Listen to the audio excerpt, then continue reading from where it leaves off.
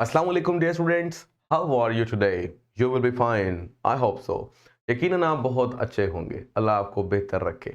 लेकिन मेरी तबीयत आज कुछ ठीक नहीं है, क्योंकि वो जो होता है हर साल के आखिर में दिसंबर कुछ ना कुछ तो करता ही है। तो शदीद सर्दी है, मार्कर भी ठंडे हैं, वाइट बोर्ड भी बहुत ठंडा है, हर चीज़ ठंडी ठंडी लग रही है और तबीयत भी ख़राब है। तो मेरे लिए दुआ कीजिए ताकि जल्दी जल्दी ठीक हो जाऊँ और आपके लिए मैं कंटेंट तैयार करता रहूँ।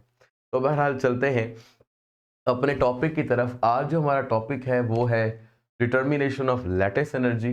आपने लैटिस एनर्जी मालूम करनी है। लैटिस एनर्जी वो एनर्जी होती है कि जब आयंस मिलते हैं और एक स्ट्रक्चर बनाते हैं जिसको हम लैटिस भी कहते हैं। तो वो लैटिस को बनाने वाली जो एनर्जी है, आमतौर पर लैटिस जब तैयार होती है, बनती है आयंस के मिलने से, तो बॉन्ड्स बनते हैं और एनर्जी रिलीज होती है। तो ये एक्चुअली एक एनर्जी को रिलीज कर कर क्या बन रही है? लैटिस। और यही आपको मालूम करनी है कि लैटिस एनर्जी कैसी है, कितनी है। एक्चुअली हमने यहाँ पर कैलकुलेट करना है किसकी कितनी है, सोडियम क्लोराइड की। और किस तरीके से हमने ऐसा करना है? हेस लॉ के जरिए से। हेस लॉ क्या है इसके बारे में मैं पढ़ा चुका हूँ, लेकिन मैं थोड़ा सा फिर भी डिफाइन कर दूंगा ताकि आपको यही समझ में आ जाए। और ये जो हेस लॉ की एप्लीकेशन है that is called born Harvard cycle. ये हमारे पास एक्स्ट्रा एक लॉन्ग क्वेश्चन है जो कि बॉर्न हार्वर्ड साइकिल अकेला आ जाता है, यही आज हम सीखेंगे। तो बहरहाल हेस लॉ के बारे में अगर आपने लेक्चर नहीं लिया है तो फिर वो डिस्क्रिप्शन में प्लेलिस्ट में जाकर चैप्टर नंबर 7 में आप देख सकते हो। लास्ट जो हमारा टॉपिक था चैप्टर में वो हेस लॉ के बारे में ही था। एनी हाउ कुछ ना कुछ यहाँ पर डिफाइन करते हैं ताकि आपको समझ में आ जाए हेस लॉ क्या है अगर आपने नहीं भी पढ़ा।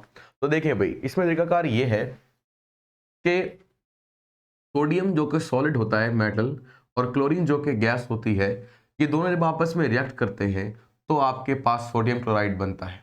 एक क्लोरीन यहाँ पर दिखाया गया है, इसलिए क्लोरीन मॉलिक्यूल को जो नेचुरली एग्जिस्ट करता है उसको हाफ लिखा गया है ताकि वो एटम या सिंगल क्लोरीन के अंदर क्या हो जाए? बैलेंस हो जाए। एनी हाउ, अब बात यहाँ पर ये आती है कि आपने सोडियम और क्लोरीन को मिलाकर एक सोडियम क्लोराइड बनाया बनाया और ये सोडियम क्लोराइड सॉलिड है। हम मान लेते हैं कि इस दौरान कोई एंथैल्पी चेंज आया, that enthalpy change is del H. अब क्या करते हैं, जो हमने लास्ट तरीके से पढ़ा था, मतलब हेस लॉ, उसी वे के अंदर हम ये सीखते हैं कि अगर सोडियम क्लोराइड को बनाने का एक डायरेक्ट मेथड है, सिंगल स्टेप है, यही रिएक्शन टू स्टेप में भी हो सकता है। ठीक है, यानी यहां पहुंचने का एक रास्ता नहीं बल्कि एक और रास्ता भी है, लेकिन उस रास्ते में दो स्टेप करने पड़ते हैं। इस दौरान भी आपके पास क्या होगा? आप कह लीजिए एंथैल्पी चेंज आएगा और इस एंथैल्पी चेंज को हम लिख लेते हैं डेल H1 और यहां पर लिख लेते हैं डेल H2। तो आप मान लीजिए कि आपके पास अगर ऐसा है तो हम यहाँ हेस लॉ अप्लाई कर सकते हैं। हेस लॉ ये कहता है कि अगर आप एक रिएक्शन सिंगल स्टेप में कर रहे हो और जो एंथैल्पी चेंज वहां पर आ रहा है वो बराबर होगा अगर उसी जगह या उसी प्रोडक्ट को बनाने के लिए आप पहुंचे दूसरे रास्ते से। उस रास्ते में जितने भी स्टेप्स हों, जैसे कि दो स्टेप हैं, उन दौरान या उन रिएक्शंस के दौरान जो एंथैल्पी चेंज आएंगे यानी डेल H1 और डेल H2 को अगर आप जमा कर दें तो आपके पास क्या आएगा? जो जवाब वो डेल H के बराबर होगा, यानी डायरेक्ट जो रिएक्शन के दौरान एंथैल्पी चेंज आया था उसके। यही हेस लॉ की स्टेटमेंट भी है। If a reaction takes place in different several routes, for example one route ये रहा और दूसरा रूट ये रहा, तो क्या होगा? The sum of the enthalpies of all the steps taking place during a reaction और in a two step reactions is equal to the enthalpy change which is carried out in a single step या which is taken from the single step या direct step। तो ये del H जो है, जो direct reaction को show करता है, ये हमेशा बराबर होगा उन तमाम एंथैल्पीज के सम के जो कि दूसरे यानी रास्ते से होता हुआ आ रहा है। ये रास्ता लंबा भी हो सकता था, 3 स्टेप 4 स्टेप भी हो सकते थे। तो मैंने आपको पहले ये सिखा चुका हूँ, वो ऑलरेडी आप देख सकते हैं डिस्क्रिप्शन में। बहरहाल अब आपको समझ में आ गई होगी कि ये जो रिएक्शन है ये बड़ा आसान सा है। इस रिएक्शन में हमें एक इक्वेशन मिल गई है जो कि हेस लॉ के थ्रू हमने बना ली है। अब मैं आपको एक बात थोड़ी सी समझाता हूँ जो हमारी बुक के एतबार से लिखी गई है। वो ये कि चूंकि आप सोडियम और क्लोरीन को मिलाकर सोडियम क्लोराइड बना रहे हैं, तो that enthalpy is called del H F. तो डेल एच एफ को हमने ऐसे यहां पर लिख लिया। और ये जो आपके पास रिएक्शन है, इस रिएक्शन में जो एंथैल्पी चेंज है उसको किताब ने डेल एच एक्स से शो किया है।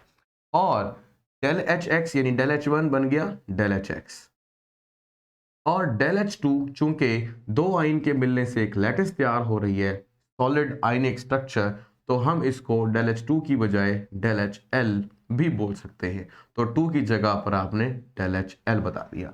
ये जी लॉ में थोड़ा सा हमने क्या किया, लॉ को तो चेंज नहीं किया, बस थोड़ी सी हमने अपनी इक्वेशन को अपने मुताबिक कर लिया है ताकि हमें बात को समझना आसान हो जाए। बाकी लॉ वैसे ही काम करेगा क्योंकि वो तो जनरल है, हर जगह पे उसी तरह अप्लाई होता है।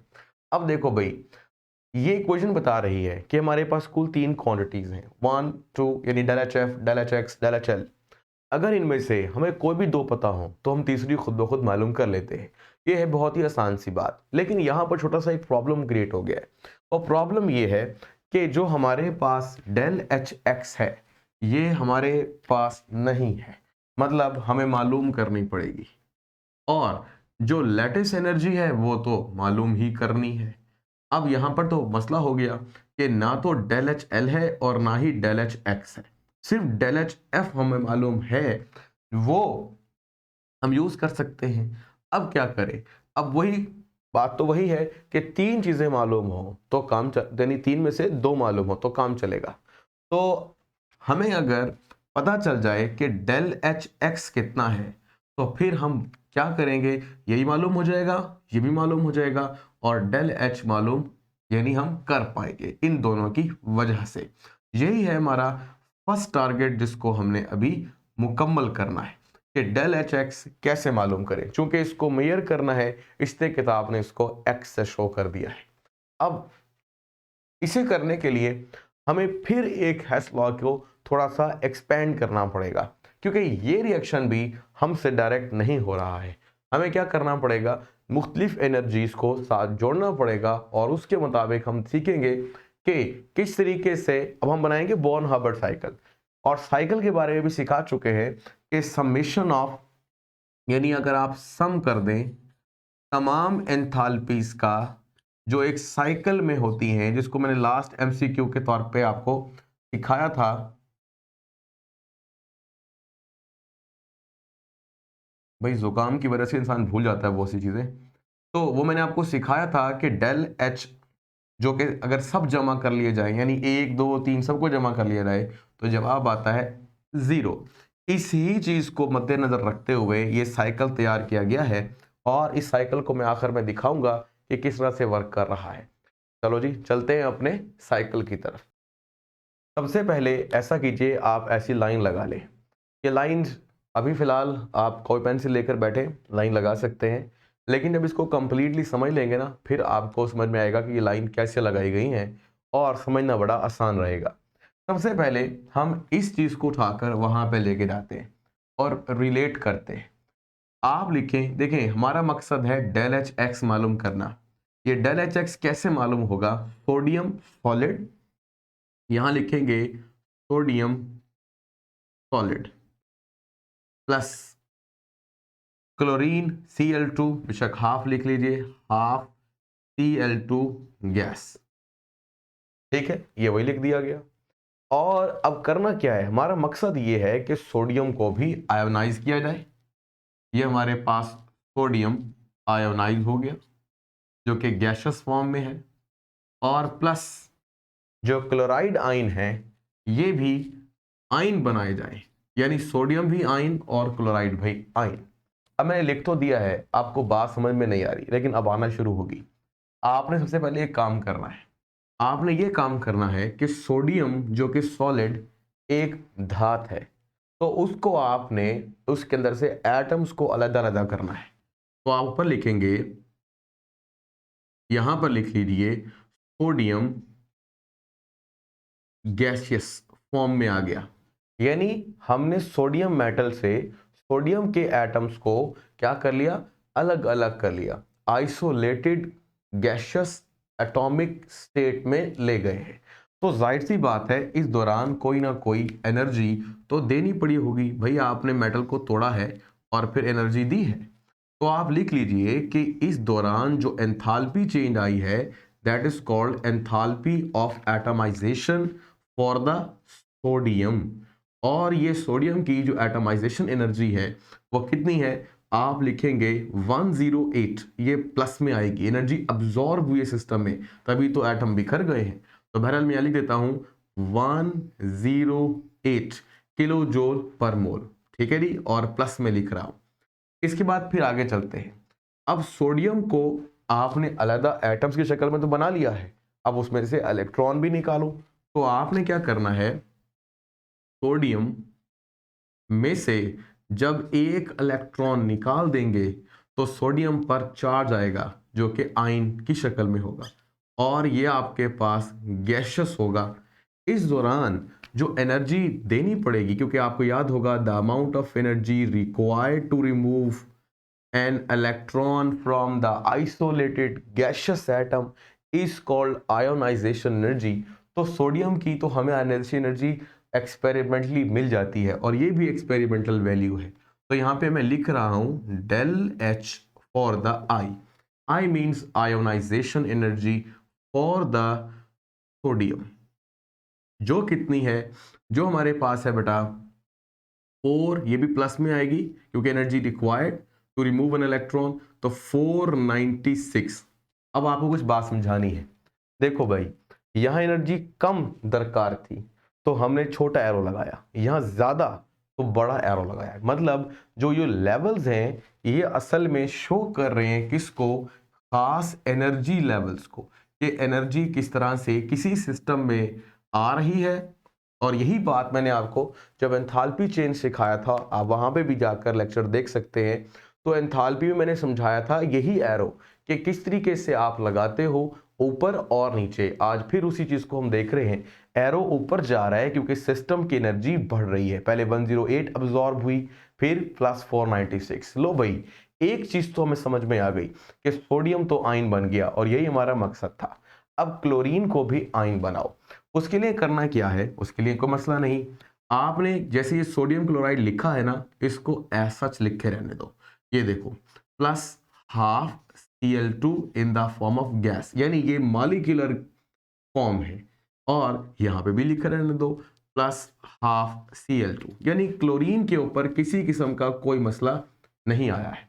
अब आपने क्या करना है, अब आपने क्लोरीन के साथ भी वही करना है जो सोडियम के साथ किया। ये मॉलिक्यूल है ना, इसको अलग करो, एटमाइज करो। तो भाई क्लोरीन को जब एटमाइज किया तो फिर आपने अब लिखना है जी, जी फॉर गैशियस और सी फॉर क्लोरीन। अब देखो खुद ही ये क्लोरीन का हाफ हाफ लेने का मकसद ये था ताकि हम सिर्फ एक क्लोरीन एटम अलग कर सकें, या कह लीजिए जब हम इसको बैलेंस करें तो बैलेंस करना हमारे लिए आसान रहे। अब आपने ऊपर हाफ नहीं लिखना क्योंकि यही चीज देखें यहां पर भी क्या लिखा है, गैस, और यहां पे भी गैस, यानी दोनों गैसेस फॉर्म है। बट Cl2 और Cl का मकसद ये है बताना कि ये मॉलिक्यूलर फॉर्म है और ये उसकी एटॉमिक फॉर्म है। अब आप क्या कर सकते हो, अब आपने करना ये है कि क्लोरीन को एक इलेक्ट्रॉन देना है। याद होगा the amount of energy evolve when an electron is added in the isolated gaseous atom is called electron affinity. मतलब आपको क्लोरीन की इलेक्ट्रॉन एफिनिटी पता हो, लेकिन उसके लिए इलेक्ट्रॉन भी चाहिए। तो आपने जस्ट ये करना है, यही चीज उठाकर वापस ऊपर लिख देनी है। और लेकिन इससे पहले एक बात याद आपके जहन में रहे, वो ये कि हमने चूंकि क्लोरीन को भी एटमाइज किया है तो लिखना पड़ेगा del H atomization of chlorine. पहले लिखा था सोडियम, अब लिखेंगे क्लोरीन। जो हमारे पास मिकदार है प्लस 121, तो किलो जूल पर मोल लगा लेंगे, जगह जरा थोड़ी है इसलिए मैंने थोड़ा खुला खुला करके लिख रहा हूं ताकि नजर आ जाए बेटा आपको। 108, 496, 121। आप ये देख रहे हो कि किस तरीके से एनर्जी गैप्स आ रहे हैं, यही आपने ख्याल रखना है। लेकिन एग्जाम में खैर इतना मसला नहीं है कि आप एनर्जी गैप नहीं रखोगे तो आपका सवाल गलत कर देंगे, बट ये है कि आपको कंसेप्ट के बारे में पता हो। अब क्या करना है, अब यही करना है कि क्लोरीन को इलेक्ट्रॉन देना है। अब आप सोडियम को पकड़ो, ये रहा वो सोडियम जो कि आयोनाइज है और आयन की शक्ल में मौजूद है, लेकिन इसके साथ इसका एक इलेक्ट्रॉन भी है। यही इलेक्ट्रॉन अब आपने इस क्या करना है, क्लोरीन को दे देना है। अब जाहिर सी बात है, मैं कह रहा हूं the amount of energy release when an electron is added, तो अब के बार एरो नीचे आएगा, तो ये शो कर रहा है कि अब सिस्टम की एनर्जी खारिज होगी, निकलेगी। तो मैं यहां पे फिलहाल लिख रहा हूं del H E for electron affinity, ठीक है जी। ई लिख सकते हैं, ई एफ लिख लें, एफिनिटी पूरा लिख लें, इलेक्ट्रॉन एफिनिटी लिख लें, कोई इशू नहीं है। लेकिन अब आपको पता होना चाहिए कि ये इलेक्ट्रॉन एफिनिटी है किसकी, क्लोरीन की। वहां क्या लिया था, आयोनाइजेशन एनर्जी ऑफ सोडियम, क्योंकि इलेक्ट्रॉन निकाला था। यहां क्या है, इलेक्ट्रॉन एफिनिटी, क्योंकि अब इलेक्ट्रॉन आप ऐड कर रहे हो। और इस तरीके से जो आपने बनाया है वो है जी क्लोरीन आयन। लो भाई, सोडियम आयन ही बन गया और क्लोराइड आयन भी बन गया। यानी हम अभी यहां से लेकर यहां तक पहुंचे हैं। तो अगर यही लॉ दोबारा अप्लाई कर दें, वो लॉ कैसे अप्लाई होगा, वो ये कि देखो भाई, ये है वो डायरेक्ट रास्ता। ये बुक में ऐसे नहीं दिखाया हुआ, लेकिन आपके जहन में रहे ताकि आपको कैलकुलेट करते हुए आसानी हो। और इसका नाम क्या था, डेल एच एक्स। तो मैं लिख देता हूं यहां पर डेल एच एक्स। अब डेल एच एक्स को कैसे मालूम करोगे, लॉ क्या कहता है, लॉ कहता है कि ये एक डायरेक्ट रास्ता है ना, तो फिर आप यूं लिख सकते हो del H X is equal to, ये क्या है, ये एक रिएक्शन हो रहा है या चेंज आ रहा है डिफरेंट सेवरल रूट्स के थ्रू, या एक और नेक्स्ट रूट के थ्रू। इस रूट में जो हमारे पास एंथैल्पी चेंजेस या एनर्जी चेंजेस आई हैं वो आप प्लस करके लिखो। लिखो, ये आपके पास क्या है बेटा, del H atomisation,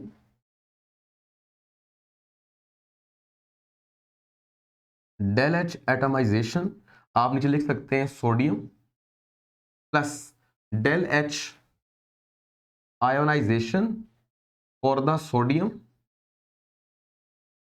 plus del H, ये है आयनाइजेशन।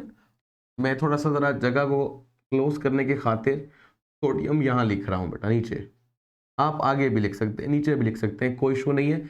लेकिन आप कोशिश करें जब आप एग्जाम में लिखें और कैलकुलेशन करें, तो उस कैलकुलेशन के दौरान उन्हें बताते भी जाएं कि भाई ये एटमाइजेशन है, ये आयनाइजेशन है, वगैरह वगैरह। तो जी आगे देखें क्या लिखता है, प्लस डेल एच आई हो गया, फिर डेल एच एटमाइजेशन, इसकी, क्लोरीन की, प्लस क्या लिखोगे, del H of electron affinity, किसके लिए, क्लोरीन के लिए। ठीक है, आप चाहो तो ये जो जिस हालत में होता है वही आप लिख सकते हो, यानी Cl लिखा है तो Cl गैस भी लिख सकते हो, गैस सॉलिड जैसे हो। लेकिन फिलहाल मैंने फिजिकल स्टेट्स ऊपर लिख दी है, नीचे नहीं लिखी है, तो बहरहाल आप वहां पे भी लिख सकते हैं। ये हो गया जी, 1 2 3 4 चीजें आप जमा कर लो तो आपको डेल एच एक्स मिल जाएगा। तो हम देखो भाई कैसे करते हैं, जल्दी जल्दी इसकी वैल्यू लिख लेते हैं। क्या लिखोगे यहाँ पर, 108 प्लस, ठीक है, 496 प्लस 121, ये प्लस फार्मूले का है, लेकिन जो वैल्यू है वो आपके पास आ रही है क्या, मैंने वैल्यू यहां पर नहीं लिखी, वैल्यू मैं लिख देता हूं आपको, वैल्यू विल बी -349 किलो जोल पर मोल। तो यहां पे लिखें -349 किलो जोल पर मोल। बहरहाल आप इन सब को जब कैलकुलेट करोगे तो खुद ब खुद जो आंसर आएगा वो आ जाएगा -376। तो ये हमारे पास, मेरा ख्याल इसको दोबारा कैलकुलेट करता हूं मैं कैलकुलेटर पर और फिर आप बताता हूं। हाँ जी, आंसर बेटा यही है, लेकिन प्लस में है, क्योंकि ये वैल्यू बड़ी हो गई ना काफी, ये कोई ये प्लस की वैल्यू, ये भी प्लस की, ये भी प्लस की, तो ये माइनस हुई, तो ये आंसर आ गया 376। अब ये तो आपको समझ में आ गया भाई, वो आपको कि कमाल हो गया सर, ये देखें डेल एच एक्स तो मालूम हो गया और डेल एच एफ भी मालूम है। ये डेल एच एफ मालूम है, लिखा नहीं है कहीं पर, आपके लिए लिख देते हैं। देखो हमारा मकसद क्या है बनाना, सोडियम क्लोराइड सॉलिड। तो यहां पर लिखो sodium chloride in the form of solid. तो अगर आप सोडियम और क्लोरीन से, यानी सोडियम सॉलिड और क्लोरीन गैस से डायरेक्टली सोडियम क्लोराइड बनाते हैं तो that is called del H F. तो आप लिख सकते हो यहां पर भी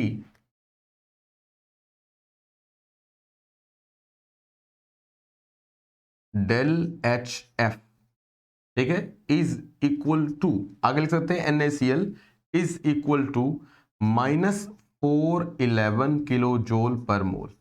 अब आपने देखा जब भी रकम माइनस में आती है हम एरो नीचे लेकर आते हैं, हम एरो नीचे लेकर आते हैं, ठीक है। अब हमें साइकिल ये कहता है कि अगर हम वापस आ जाएं इस जगह पर तो ये कंडीशन अप्लाई होती है। लेकिन यहां पर वापस आना क्या कहलाएगा, यहां पर वापस आना यानी सोडियम आयन और क्लोराइड आयन, सोडियम आयन और क्लोराइड आयन के मिलाने से सोडियम क्लोराइड सॉलिड बनेगा। और इस दौरान जो एनर्जी हमें क्या करनी पड़ेगी, मिलेगी, सिस्टम से मिलेगी, सिस्टम निकालेगा, एक्सोथर्मिक रिएक्शन होगा क्योंकि आयन आपस में कर बॉन्ड बना रहे हैं। जब नए बॉन्ड बनते हैं वो बनते हैं इसलिए ताकि स्टेबलाइज हो जाए, और स्टेबिलिटी हासिल करने के लिए आपको एनर्जी कम करनी पड़ती है। तो ये देखें that is del H L या डेल एच एल, मैं यहां पे लिख देता हूं, ये हो गया जी। अब हमने गौर से देखना है कि डेल एच एल जो हमारे पास है यही तो हमें मालूम करना है, ठीक है। ये कैसे मालूम करोगे, वो हमें पता है कि डेल एच एल तब मालूम होगा जब ये दो चीजें मालूम हो जाए, और मालूम हो गई हैं। डेल एच एफ -411 है और डेल एच एक्स हमारे पास 376 है। तो जरा एक काम करते हैं, थोड़ा सा रीअरेंज कर लेते हैं, डेल एच एल को ये रहने देते हैं और डेल एच एक्स को वहां पर ले जाते हैं। तो लिखें भाई डेल एच एल यही रहने दिया और डेल एच एक्स को डेल एच एफ के पास ले गए, जो जाकर माइनस हो जाएगा।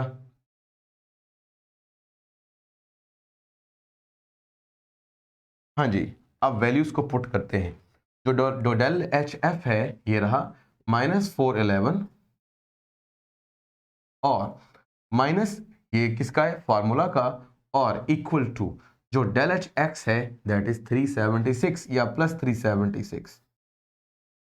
ये 376 जो है ये माइनस के साथ माइनस हो जाएगा तो बन जाएगा -411 और -376। इन दोनों को अगर हम कैलकुलेट करें तो हमारे पास क्या आंसर, ये आएगा जी -787 किलो जाउल पर मोल।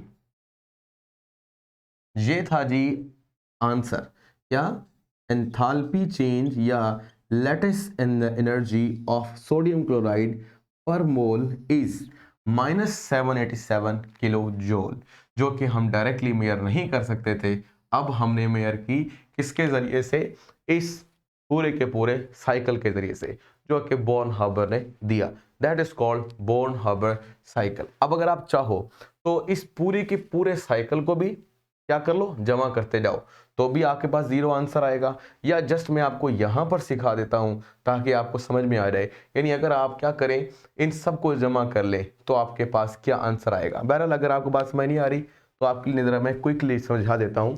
अब आपने एक काम करना है, ये क्वेश्चन कंप्लीट हो चुका है, जो इंपॉर्टेंट तीन चीज थी कैलकुलेशन वो कंप्लीट हो गई है। इसके बाद हमने क्या करना है, जस्ट एक चलो अपने लिए और इस एमसीक्यू को हल करने के लिए और इसको बेस बनाकर ये सारा कुछ परफॉर्म करने के लिए हम यानी एक कैलकुलेशन कर लेते हैं और वो कैलकुलेशन आपको समझा देगी कि आप किस तरह से काम ले सकते हो।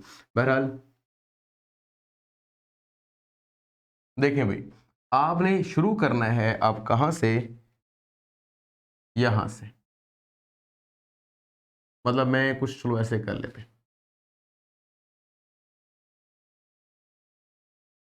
ये मैंने बना दिया साइकिल।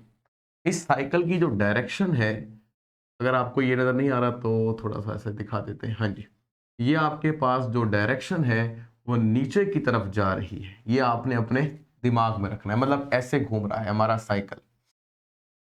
अब करना क्या है, अब करना ये है यहां से जमा करना शुरू करो।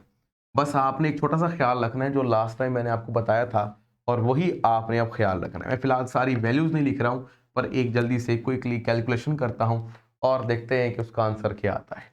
देखें, हम मालूम कर रहे हैं summation of del H cycle में इज इक्वल टू किसके बराबर होगी। यहां से शुरू कर लें, जहां से शुरू कर लें, आपकी मर्जी, यहां से चलते हैं। अब आप देखें, हम ऊपर की तरफ जा रहे हैं, एरो नीचे की तरफ आ रहा है, तो आपने ख्याल रखना है कि जब एरो हमारी डायरेक्शन के मुद्दात चले तो फिर आपने उसकी जो अलामत है वो चेंज कर देनी है, क्योंकि यूँ समझ लीजिए कि सोडियम क्लोराइड को बनाने के लिए जितनी एनर्जी निकल रही है, तोड़ने के लिए क्या होगा, उतनी एनर्जी जमा करनी पड़ेगी। दैट्स वाई हमारी बुक ने कुछ एरो उलट भी लगाए हैं। यानी अगर हम ये कहें कि डेल एच एफ क्या था, माइनस में, तो ऊपर जाते हुए वो प्लस में हो जाएगा। और अगर इसी एरो को भी वापस कर दें, तो अगर डेल एच एल किसके अंदर आया है, ये हमारे पास नेगेटिव में, तो यहां पर तो वो नेगेटिव है, लेकिन ऊपर चलते हुए वो पॉजिटिव हो जाएगा। तो ये आपके पास जहन में रहे। अच्छा जी, अब आप यही बात सोचते हुए वैल्यूज को पुट करो, सारी जितनी एंथैल्पीज को जमा कर दो। ये बन जाएगी 411 प्लस 411, फिर प्लस, आगे चलो, इसको जमा करो। अब इसका एरो हमारे एरो के साथ चल रहा है, तो लिखे प्लस 108, प्लस, ऊपर चले, ऊपर गए, प्लस 496, फिर प्लस करें, ये भी बिल्कुल हमारे एरो के हिसाब से चल रहा है, प्लस 121, प्लस, फिर जब वापस आ रहे हैं तो ये नीचे की तरफ आ रहे हैं और ये एरो भी नीचे की तरफ आ रहे हैं। तो मतलब है इनको इसी तरह लिखना है, -349, यानी अब मैं यहाँ प्लस माइनस माइनस 349, आगे आना था प्लस, लेकिन फिर रकम कौन सी आ गई है, डेल एच एल, और डेल एच एल कितना निकाला आपने, -787, तो लिखे -787, तो यहाँ पे भी प्लस माइनस माइनस 789।